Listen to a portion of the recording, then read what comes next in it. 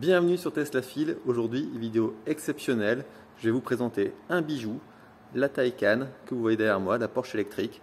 Alors avant de vous montrer un peu plus en détail cette voiture d'exception, je voudrais juste vous remercier pour votre fidélité. Voilà, la chaîne, au moment où j'enregistre la vidéo, a dépassé les 600 abonnés. Donc ça me fait très plaisir et bienvenue aux nouveaux. Si vous voulez partager votre passion de la mobilité électrique, n'hésitez pas à nous rejoindre et à commenter les vidéos pour échanger.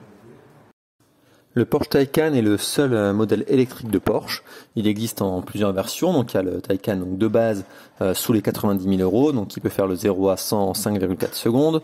Il y a une version donc 4S donc qui débute à 110 000 euros et qui elle donc fait le 0 à 100 en 4 secondes. Et il y a donc la version turbo qui débute à 156 000 euros et qui est capable de faire le 0 à 100 en 3 secondes 2. En sachant que ces versions-là existent toutes en version Cross Turismo, c'est-à-dire un peu façon break, mais à la manière de Porsche. Voilà, c'est un break très stylisé qui permet juste d'avoir un peu plus de place, notamment dans le coffre. Je vais vous montrer un peu ce que ça donne la Porsche Taycan à l'intérieur, voir un peu la qualité de finition et d'esthétisme de la voiture. Allez, c'est parti. Alors déjà, sur les sensations à bord, on est bien sûr très bien installé, que ce soit devant ou derrière. La voiture est très bien finie, les moindres détails, tout est parfait hein, sur la Porsche tout simplement. Par rapport à mon habitude de la Tesla, forcément au niveau du tableau de bord, c'est un peu plus encombré, on a un peu plus de choses et de réglages qu'on peut effectuer. Mais bon, tout ça est très bien intégré et voilà, l'ensemble est très plaisant, il n'y a rien à dire là-dessus. En termes de volume, en tout cas d'espace à l'intérieur de l'habitacle, c'est assez similaire par rapport à ce qu'on peut retrouver dans une Tesla, notamment une Model 3.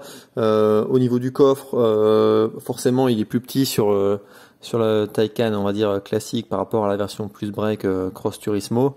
On voit clairement une différence et aussi la question de l'accessibilité avec la hauteur, avec le haillon qui est plus facile sur la version, on va dire, de Cross Turismo. Néanmoins, voilà, on a vu le type de berline sportive et même ultra sportive pourrait-on dire, ça reste tout à fait correct, d'autant que le coffre avant, lui, est assez profond et peut permettre de faire quand même pas mal de rangements supplémentaires.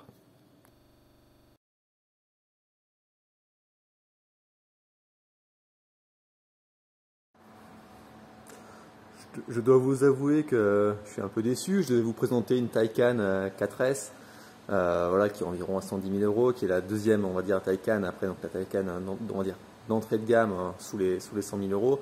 Et finalement, il n'y avait qu'une voiture Taycan turbo qui était disponible, voilà, qui monte à 180 000 euros avec une accélération de fou. Je vais vous montrer tout ça. Donc voilà, des fois, il faut se contenter de ce qu'on a à disposition. Et en l'occurrence, c'était la Taycan turbo pour aujourd'hui. Pour parler de la conduite, est-ce que c'est plaisant de conduire le Porsche Taycan? Évidemment que oui, et la voiture est même très maniable, on voit que les rayons de braquage, etc. Tout est facile, tout est vraiment fluide et c'est même assez surprenant quand on voit un peu la rigidité notamment de la Model 3 au moment de tourner. Là, ça se fait quand même assez aisément. Sur route, quand on accélère, bien sûr, la Porsche est vraiment une dynamite, surtout quand on enclenche le mode Sport Plus, et je vous parlerai un peu plus tard du launch control.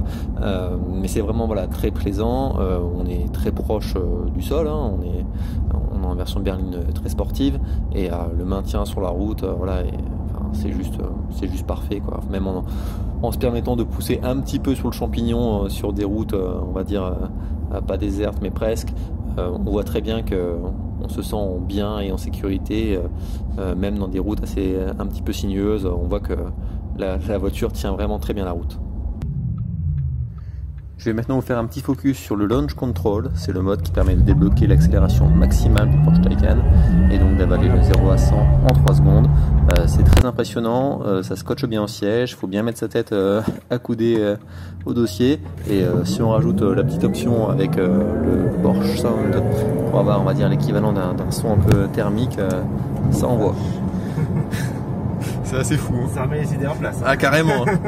Faut vraiment bien accrocher la tête. Hein. Qu'est-ce que ça maîtrise, c'est un truc de fou. Je vais bien sûr évoquer aussi les points de comparaison techniques entre la Taycan et la Tesla. Quelles sont les différences notables et qu'est-ce qui peut aiguiller le choix d'un acheteur. Pour parler des caractéristiques techniques, le Porsche Taycan, donc en version turbo, avec son accélération du 0 à 100 en 3 secondes 2, c'est similaire à la Tesla Model 3 en performance.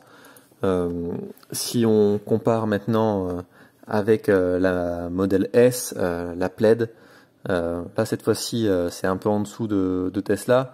Il faut savoir que pour le prix du Taycan en version donc turbo comme je l'ai essayé, qui avec toutes les options autres monte à vite à 180 000 €, on peut se permettre d'avoir la Model S dans sa version ultime, la Plaid, qui sera livrée donc courant 2022 là en ce moment selon le site de Tesla, mais c'est-à-dire donc la version ultime. Donc je prends la couleur rouge qui est la plus chère, je prends donc l'intérieur premium, je rajoute même l'autopilote, donc le FSD, donc la version la plus avancée à 7 500 € en plus, et tout ça j'arrive à 146 890 € de prix d'achat, donc encore bien en dessous du Porsche Taycan. Donc en termes de caractéristiques pures et de performance, avantage à la Tesla.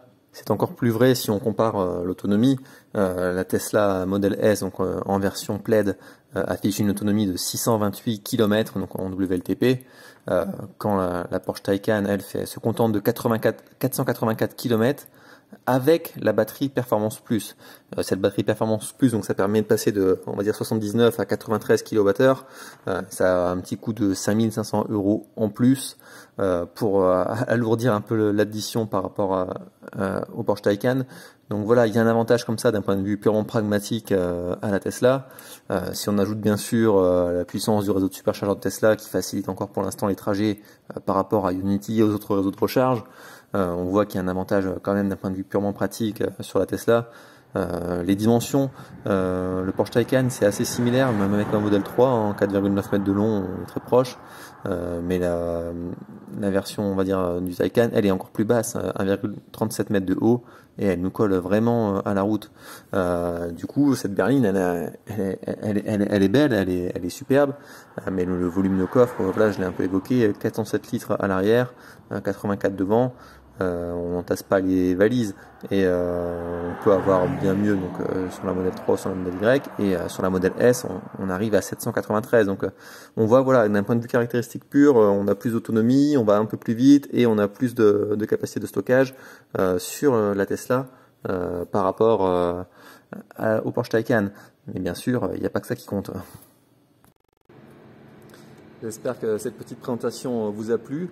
Alors personnellement, avec des moyens plus limités, et le côté un peu geek et rationnel me dit qu'une Tesla c'est déjà pas mal, et notamment pour ceux qui peuvent se permettre une Model S, c'est déjà très bien, c'est déjà un beau bolide. Maintenant, voilà, si vous en avez les moyens, si vous en avez le goût de la passion d'une voiture comme une Porsche, voilà, qui est une voiture d'exception et qui fait rêver tous les férus de bagnole, vous pouvez comprendre que la Taycan, c'est vraiment ce qui se fait de mieux, le luxe ultime en voiture électrique. La voiture est surpuissante, la voiture est très agréable à conduire, elle a tous les avantages d'une Porsche, à la fois bien sûr son look, son style, la qualité de ses finitions, mais aussi tout son catalogue d'options. Vous pouvez la personnaliser donc à foison. Je vais vous présenter un petit peu tout ça pour ceux qui sont vraiment intéressés et qui peuvent envisager l'achat d'une Porsche Taycan. Mais voilà, sachez que voilà, c'était pour moi un plaisir d'essayer cette voiture. Et n'hésitez pas à me donner votre avis, vous, si vous aviez le budget, qu'est-ce que vous privilégieriez? Est-ce que vous préférez avoir une Taycan, une Tesla ou autre? Voilà, donnez-moi votre avis et on en parle en commentaire. Concernant les options de la Porsche Taycan, les possibilités, comme avec toute Porsche, sont vraiment nombreuses pour ultra personnaliser son véhicule dans le moindre détail en fonction de son goût. Alors bien sûr, on peut changer les couleurs, hein, si vous voulez une Porsche couleur cerise, c'est possible. Bien sûr, choisir les jantes, là avec des prix aussi qui peuvent monter également très rapidement suivant votre choix de jantes. On a des accessoires de roues, on a bien sûr les différents intérieurs cuir qu'on peut choisir. On peut choisir des sièges sport par exemple. On a des options de carrosserie et d'éléments intérieurs aussi. On a des possibilités sur les phares, par exemple les phares LED, différents bandeaux lumineux aussi. On a des aides à la conduite, comme des assistances pour le parking, pour le régulateur. Enfin voilà, les possibilités sont vraiment très très nombreuses. Tout plein de possibilités ici pour l'intérieur. Carbone, bois, aluminium, voilà, tout est possible suivant les goûts de chacun. On a donc la possibilité d'ajouter un écran pour le passager. Par exemple, vous allez voir apparaître sur l'image, donc ici devant le passager sur la droite, hop, un écran également à disposition.